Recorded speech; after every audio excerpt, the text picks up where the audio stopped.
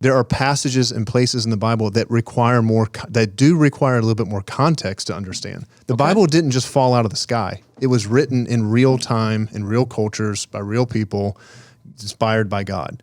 Which means if someone were to try to start, I would not suggest you start in Leviticus. Leviticus is full of very specific. I'm calling chicanery on here. I have never, ever, what meeting did you have that they were like, oh, in Leviticus? Well, I don't know. I'm doing the Bible recap right now, and so I'm actually in Leviticus trying to decipher what the heck is going on. I just didn't understand what in our communications department meeting was like Leviticus. Yeah, no. Yeah. I'm sure that comes up often. Yeah, of course, obviously. But I would never suggest to someone who's trying, hey, I'm kind of interested in knowing more about God. I've never really jumped into the Bible. Hey, start in Leviticus. I probably would say it because Leviticus, as it's inspired, it's got rich stuff, but it requires way more context. And so if you jump into it, all you're going to see is ceremonial law and civil law. So many sacrifices. And the reason why is so many sacrifices because God is they were enslaved people for 400 years before that. And he's trying to teach them how to be in relationship with him and themselves. He's trying to teach them how to not to be slaves. Yeah. Well, part of what that means is you need order now. They didn't have any order. So he's bringing order to the, well, if you don't know that, you jump in and you're like, oh, I'm not allowed to wear polyester. So, because that's one of the Levitical laws. So all my point is there are better places to jump in my opinion. Yeah.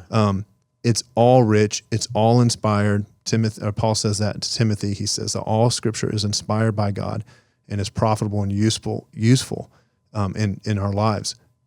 But it's not, how do you say it? Some parts are easier to make sense of than others. And you should jump in. You should get a translation that makes sense to you. You shouldn't worry about that. And you should jump into places like the Gospels, the story of Jesus. If you have to start anywhere, you need to start there. Okay, so you said two things there. I'm going to spotlight in case someone doesn't know.